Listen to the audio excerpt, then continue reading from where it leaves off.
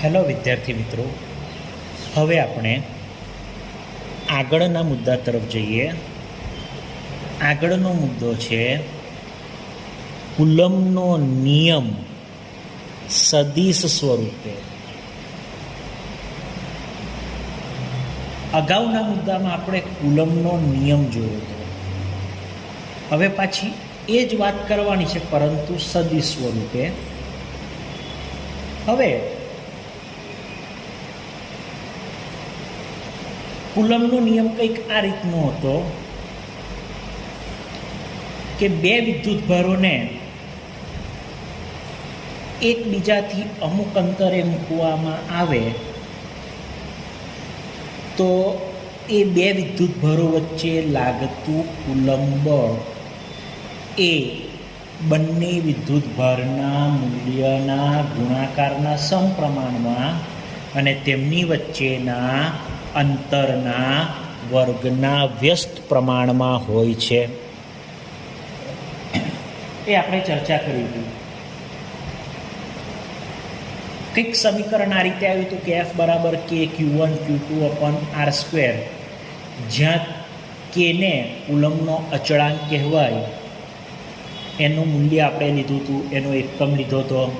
પછી ક્યાંક એવું કહ્યું હતું કે કે બરાબર 1/4πε0 લખાય, જ્યાં ε0 એટલે શૂન્યાવકાશની પરમિટિવિટી, કેમ કે બે વિદ્યુતભારો શૂન્યાવકાશમાં મૂકેલા હતા. પછી આગળ વાત કરી હતી કે જો એ જ વિદ્યુતભારોને તેટલા જ અંતરે પણ માધ્યમમાં મૂકવામાં આવે તો સૂત્ર એનું એ જ રહે, F બરાબર કે Q1 Q2 અપોન R², પરંતુ કે બરાબર શું લખાય તો કે 1/4πε, જ્યાં એપ્સાયલોન એટલે માધ્યમની પરમિટિવિટી. ઓકે, એના ઉપરથી આપણે સાપેક્ષ પરમિટિવિટી અથવા ડાઇલેક્ટ્રિક અચળાંક લીધો તો તેની વ્યાખ્યા લીધી હતી. હવે આગળ જઈએ. કુલમનો નિયમ સદિશ સ્વરૂપે.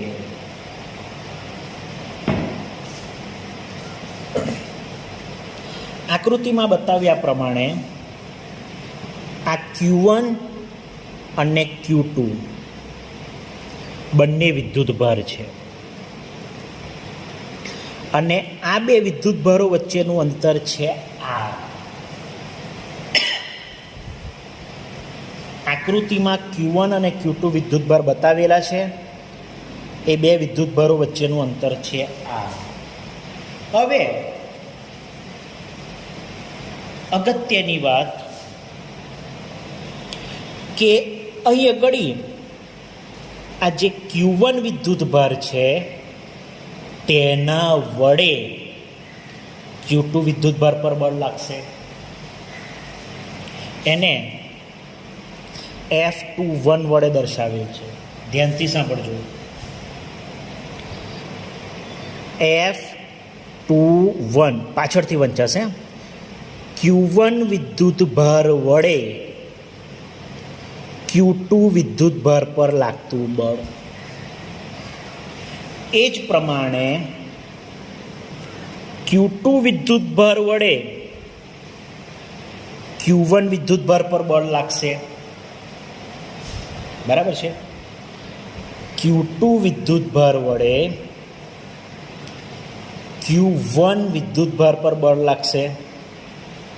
એને F12 વડે દર્શાવેલ છે. F12 એટલે શું તો કે પાછળથી વંચાશે. Q2 વિદ્યુતભાર વડે Q1 વિદ્યુતભાર પર લાગતું બળ. બરાબર છે.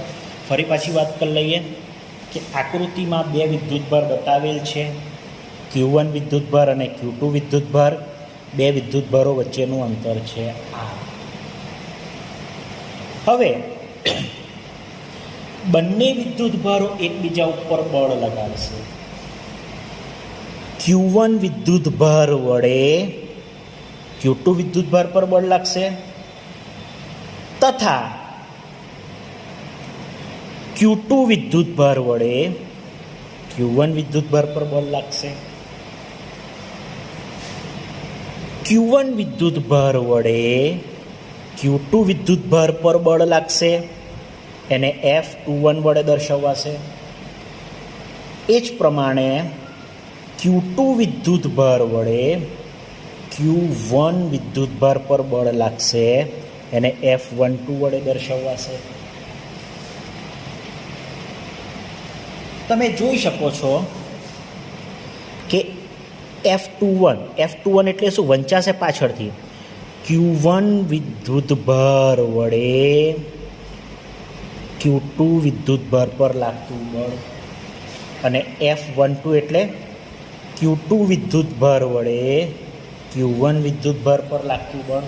તમે જોઈ શકો છો કે આ F12 અને F21 પરસ્પર વિરુદ્ધ દિશામાં છે.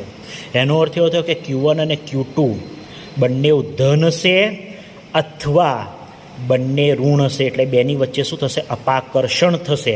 પરિણામે F12 અને F21 પરસ્પર વિરુદ્ધ દિશામાં છે. ફરી પાછું રિપીટ કરી દઉં કે આકૃતિમાં Q1 અને Q2 વિદ્યુતભાર બતાવેલા છે, તેમની વચ્ચેનું અંતર છે R. હવે Q1 વિદ્યુતભાર વડે Q2 વિદ્યુતભાર પર બળ લાગશે, એને F21 વડે દર્શાવેલ છે, તથા Q2 વિદ્યુતભાર વડે Q1 વિદ્યુતભાર પર બળ લાગશે, એને F12 વડે દર્શાવેલ છે. F21 એટલે શું?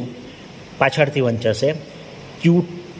Q1 વિદ્યુતભાર વડે Q2 વિદ્યુતભાર પર લાગતું બળ, તથા F12 એટલે Q2 વિદ્યુતભાર વડે Q1 વિદ્યુતભાર પર લાગતું બળ. F21 એટલે Q1 વિદ્યુતભાર વડે Q2 વિદ્યુતભાર પર લાગતું બળ. F12 એટલે Q2 વિદ્યુતભાર વડે Q1 વિદ્યુતભાર પર લાગતું બળ. તો આ F12 અને F21 પરસ્પર વિરુદ્ધ દિશામાં બતાવેલા છે. એનું રીઝન શું છે? તો કે Q1 અને Q2 બંને ધન અથવા બંને ઋણ હશે, એટલે બેની વચ્ચે શું થશે? અપાકર્ષણ થશે ને. એટલે F12 અને F21 પરસ્પર વિરુદ્ધ દિશામાં બતાવેલ છે. હવે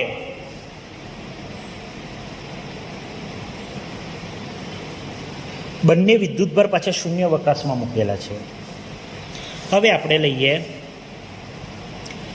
Q2 F12 શોધીએ. F12 એટલે તો કે Q2 વિદ્યુતભાર વડે Q1 વિદ્યુતભાર પર લાગતું બળ. બરાબર છે? Q2 વિદ્યુતભાર વડે, પાછળથી વંચાશે, Q2 વિદ્યુતભાર વડે Q1 વિદ્યુતભાર પર લાગતું બળ. કેવું બળ? તો કે અપાકર્ષી બળ. કેમ કે બંને ધન હશે અથવા બંને ઋણ હશે, એટલે અપાકર્ષી બળ લાગશે. ક્લિયર? તો F12 નું સૂત્ર શું થશે? તો કે K Q1 Q2 છેદમાં R12 સ્ક્વેર. અહીં આગળ તમે 12 લખો તો છેદમાં બી R12 જ આવે. વર્ક તો ખરો. તમારી પાસે ઇક્વેશન છે F = K Q1 Q2 છેદમાં R સ્ક્વેર. બસ અહીંયા ઘડી 12 આવી ગયા, અહીંયા ઘડી 12 આવી ગયા. અને એકમ સદિશ R21 અહીં ખાસ અગત્યનું છે. અહીં F12 તો R12 પણ અહીં R21. બરાબર છે? કેમ R21? તો તમે જોઈ શકો છો આ F12 આ તરફ છે,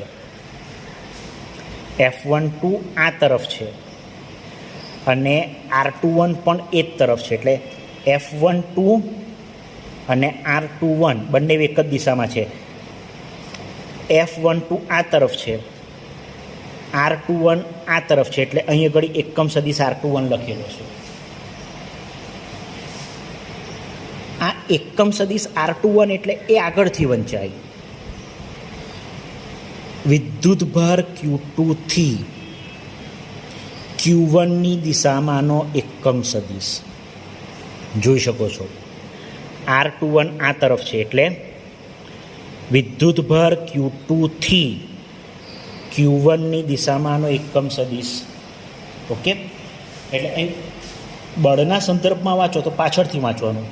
વિદ્યુતભાર Q2 વડે વિદ્યુતભાર Q1 પર લાગતું બળ, અને અહીંયા ઘડી આગળથી વાંચવાનું, વિદ્યુતભાર Q2 થી Q1ની દિશામાંનો એકમ સદિશ. હવે એ જ પ્રમાણે F21 એટલે શું? તો કે વિદ્યુતભાર Q1 વડે વિદ્યુતભાર Q2 પર લાગતું બળ. બરાબર છે? વિદ્યુતભાર Q1 વડે વિદ્યુતભાર Q2 પર લાગતું બળ ઇઝ ઇક્વલ ટુ કે Q1 Q2. હવે અહીં ઘડી શું છે? F21 છે, તો અહીંયા ઘડી આવશે R21 એનો સ્ક્વેર, પણ અહીંયા ઘડી એકમ સદિશ R12 આવશે, બદલાઈ જશે. F21 તો R21 એનો સ્ક્વેર તો ખરો, છેદમાં અંતરનો વર્ગ આવશે, એટલે ખાલી આવી ગયું શું છે? 21, તો R21 સ્ક્વેર, પણ અહીંયા ઘડી શું આવશે? તો કે એકમ સદિશ R12. કેમ કે આ જુઓ, F21 અને R12 એક જ દિશામાં છે, તો તમે જોઈ શકો છો આ F21 આ તરફ, R12 એ તરફ, એરો જોઈ શકો છો તમે. તો R12 આ તરફ જાય છે, બરાબર છે, આ તરફ, અને F21 પણ એ જ તરફ જાય છે, એટલે બંને એક જ દિશામાં છે. એટલે F21નું સૂત્ર શું થશે? તો કે Q1 Q2 upon R21 square એકમ સદિશ R12 શું વંચાશે? તો કે વિદ્યુતભાર Q1 વડે વિદ્યુતભાર Q2 પર લાગતું બળ એનું સૂત્ર, અને એકમ સદિશ R12 એટલે વિદ્યુતભાર Q1 થી Q2ની દિશામાંનો એકમ સદિશ. એટલે બળના સંદર્ભમાં વાંચવાનું થાય તો પાછળથી વાંચવાનું, અને એકમ સદિશના સંદર્ભમાં વાંચો તો આગળથી વાંચો. ઓકે, હવે તમે જોઈ શકો છો કે વિદ્યુતભાર Q2 વડે Q1 પર લાગતું બળ એને આપણે સમીકરણ નંબર 1 આપી દીધો, તથા વિદ્યુતભાર Q1 વડે Q2 પર લાગતું બળ એને આપણે સમીકરણ નંબર 2 આપી દીધું. બંને સમીકરણમાં તમે જોઈ શકો છો સેમ જ છે, કે Q1 Q2, કે Q1 Q2, ઓકે, R212 અને અહીં R21. હવે આ છેદ તમે ઇઝીલી બદલી શકો છો, છેદ પલટાઈ શકો છો. કેમ કે આ છેદમાં તો મૂલ્ય લખેલું છે, છેદમાં શું લખેલું છે? મૂલ્ય લખેલું છે, બરાબર છે. અહીં જોઈ શકો છો તમે, ના તો અહીં સદિશની નિશાની નથી, મૂલ્ય બે રીતે લખાય, કે માનાંકમાં સદિશની નિશાની સાથે, અથવા તો માનાંક પણ નહીં અને સદિશની નિશાની પણ નહીં. તો તમે જોઈ શકો છો આ આર પર સદિશની નિશાની પણ નથી કે માનાંક પણ નથી, એટલે આ મૂલ્ય છે. એટલે આ તમે ઇઝીલી બદલી શકશો. એટલે R12ની જગ્યાએ તમે R21 ફેરવી શકો છો. ઓકે, પરંતુ અહીં તમે જોઈ શકો છો આ એકમ સદિશ છે, આ છે એકમ સદિશ R21 અને આ એકમ સદિશ R12, બરાબર છે. આને શું કહેવાશે? તો કે Q2 થી વિદ્યુતભાર Q2 થી Q1ની દિશામાંનો એકમ સદિશ, એટલે આ તરફ, અને આ વિદ્યુતભાર Q1 થી Q2ની દિશામાંનો એકમ સદિશ, એટલે આ તરફ. એટલે બંને પરસ્પર વિરુદ્ધ દિશામાં છે. એટલે અહીંયા ગળી R21 છે, તો મારે આ એકમ સદિશ R21ની જગ્યાએ 12 કરવું હોય તો આગળ શું કરવાનું? માઇનસ નિશાની કાઢી લેવાની. તો તમે જોઈ શકો છો કે એકમ સદિશ R21 શું છે? R21 એની જગ્યાએ મારે શું લખવા છે? એકમ સદિશ R12. તો આગળ શું કરી દેવાનું? માઇનસ નિશાની કરી દેવાની, એટલે તમે પલટાઈ શકો છો. ક્લિયર? ઓકે, માઇનસ નિશાની કેમ કરવાની? તો તમે આકૃતિમાં જોઈ શકો છો કે R12 અને R21 બંને પરસ્પર કેવા છે? વિરુદ્ધ દિશામાં છે. ઓકે, ફરી પાછી વાત કરી લઈએ કે આકૃતિમાં બે વિદ્યુતભારો બતાવેલા છે, એક વિદ્યુતભાર Q1, બીજો વિદ્યુતભાર Q2. બંને વિદ્યુતભારો વચ્ચેનું અંતર છે R. હવે બંને વિદ્યુતભારો એકબીજા ઉપર કુલમ બળ લગાડશે. વિદ્યુતભાર Q1 વડે વિદ્યુતભાર Q2 પર લાગતું કુલમ બળ એને F21 વડે દર્શાવાશે અને વિદ્યુતભાર Q2 વડે Q1 પર લાગતું બળ એને F12 વડે દર્શાવાશે. બરાબર છે. વિદ્યુતભાર Q1 વડે Q2 પર લાગતું બળ એને F21 વડે દર્શાવાય અને વિદ્યુતભાર Q2 વડે Q1 પર લાગતું બળ એને F12 વડે દર્શાવાય. F21 એટલે શું? તો કે Q1 વડે Q2 પર લાગતું બળ અને અહીં આગળ Q2 વડે Q1 પર લાગતું બળ. ચાલો તો સૌ પ્રથમ આપણે શું શોધીશું? F12 શોધીશું. આ F12 એટલે અહીં શોધેલા જ છે. વિદ્યુતભાર Q2 વડે Q1 પર લાગતું બળ ઇઝ ઇક્વલ ટુ કે Q1 Q2 R². અહીં આગળ 12 તો અહીં આગળ 12 અને સદિશ સ્વરૂપે છે એટલે એકમ સદિશ, પણ એકમ સદિશ સ્વરૂપે લખો અહીં 12 તો અહીં 21. યાદ રાખજો કે અહીં બંને વિદ્યુતભારો સમાન છે. બંને વિદ્યુતભારો કેવા છે? સમાન છે. સમાન છે એટલે બંને ધન હશે અથવા બંને ઋણ હશે, એટલે બેની વચ્ચે શું થશે? અપાકર્ષણ થશે. એટલે અહીં આગળ 12 તો છેદમાં પણ 12 પણ એકમ સદિશમાં પલટાઈ નાખવાનું 21. એ જ પ્રમાણે F21 શોધેલા છે આગળ. F21 એટલે વિદ્યુતભાર Q1 વડે વિદ્યુતભાર Q2 પર લાગતું બળ એનું ઇક્વેશન 21 પણ આગળ શું આવશે? 12. હવે તમે અહીં જોઈ શકો છો અહીં આગળ એકમ સદિશ 21 છે અને અહીં આગળ એકમ સદિશ 12 છે. બસ અહીં શું છે? એકમ સદિશ R21 અને આ ઉપર જે નિશાની છે એને કહેવાય એકમ સદિશ. અને અહીં છે એકમ સદિશ R12. તો આ જે એકમ સદિશ R21 છે એની જગ્યાએ મારે એકમ સદિશ R12 લખવા છે. એટલે આ જે ટર્મ છે ને 21 એને પલટાઈને મારે 12 કરવા છે, તો આગળ શું કરવાનું? માઇનસ કરી દેવાનું. ક્લિયર?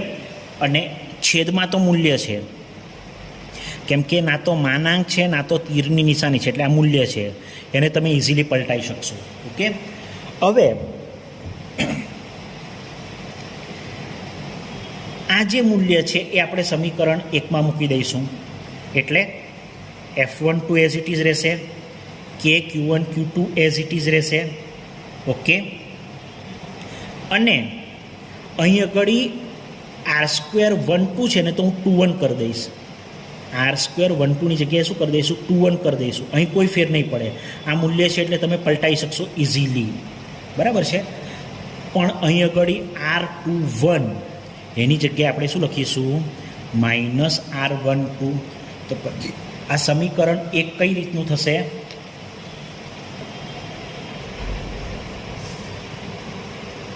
આ આપણું સમીકરણ નંબર 1 હતું. F12 એટલે વિદ્યુતભાર Q2 વડે Q1 પર લાગતું બળ કે Q1 Q2 છેદમાં R²12 એકમ સદિશ R21. હવે આ R21ની જગ્યાએ આપણે એકમ સદિશ R12 કરવું હોય તો આગળ માઇનસ કરવાના. તો F12 એઝ ઇટ ઇઝ, કે Q1 Q2 as it is. Okay. છેદમાં શું છે? તો કે R²12 તો આપણે છેદમાં કરી દીધા R²21. ઓકે. અહીં માઇનસ ચિહ્ન નહીં લેવું પડે. કેમ? કેમ કે આ તો શું છે? મૂલ્ય છે એટલે ઇઝીલી બદલાઈ જશે. આ શું છે? તો કે એકમ સદિશ R21 એની જગ્યાએ એકમ સદિશ R12 કરવું હોય તો આગળ શું લેવું પડશે? માઇનસ લેવું પડશે. એટલે આ થઈ ગયું સમીકરણ નંબર 1. એના અંદર આપણે શું કર્યું? તો કે સમીકરણ 1માં અહીંયા આગળ એકમ સદિશ R21 હતા, એની જગ્યાએ શું કરી દીધા, એકમ સદિશ R12. F12 as it is, કે Q1 Q2, કે Q1 Q2, R²21 as it is, અને આ જે માઇનસ હતા ને એ આપણે આગળ લઈ લીધા, R12 એઝ ઇટ ઇઝ. હવે F12 as it is minus as it is, પણ આ જે પદ છે કે Q1 Q2 R²21 એકમ સદિશ R12, તો એની જગ્યાએ તો શું લખાય, તો કે F21 લખાય, કેમ કે એ તો સમીકરણ નંબર 2 છે. એટલે F12 as it is minus as it is, અને કે Q1 Q2 છેદમાં R²21 એકમ સદિશ R12, તો એની જગ્યાએ શું લખાશે, F21. એટલે આ પદ બેઠું, માઇનસ બેઠા, અને આની જગ્યાએ F21. એનો અર્થ એવો થયો કે વિદ્યુતભાર Q2 વડે Q1 પર લાગતું બળ તથા વિદ્યુતભાર Q1 વડે Q2 પર લાગતું બળ, ફરી પાછું, વિદ્યુતભાર Q2 વડે Q1 પર લાગતું બળ તથા વિદ્યુતભાર Q1 વડે Q2 પર લાગતું બળ એ સમાન અને પરસ્પર વિરુદ્ધ દિશામાં હોય. વચ્ચે બરાબરની નિશાની છે એટલે સમાન, અને માઇનસ પણ છે એટલે પરસ્પર વિરુદ્ધ દિશામાં હોય છે. એ તો આકૃતિમાં તમે જોયું હતું, F12 અને F21 પરસ્પર વિરુદ્ધ દિશામાં હતા. બરાબર છે. ફરી પાછી વાત કરી લઈએ તો આ આપણું સમીકરણ નંબર 1 છે કે વિદ્યુતભાર Q2 વડે Q1 પર લાગતું બળ ઇઝ ઇક્વલ ટુ કે Q1 Q2 R²12 એકમ સદિશ R21. આ એકમ સદિશ R21 એની જગ્યાએ શું લખવું છે, R12, તો આપણે શું કરવું પડશે, માઇનસ કરવું પડશે. એટલે R21ની જગ્યાએ તમારે એકમ સદિશ R12 લખવું હોય તો આગળ શું કરી દેવાના, માઇનસ કરી દેવાના. તો F12 પદ બેઠું ઇઝ ઇક્વલ ટુ કે Q1 Q2 બેઠા. હવે છેદમાં R12ની જગ્યાએ આપણે શું કર્યું, R21, બરાબર છે, છેદમાં મૂલ્ય છે એટલે આપણે માઇનસ નહીં કરીએ, મૂલ્ય બદલાઈ જશે, ઇઝીલી તમે ઇન્ટરચેન્જ કરી શકશો.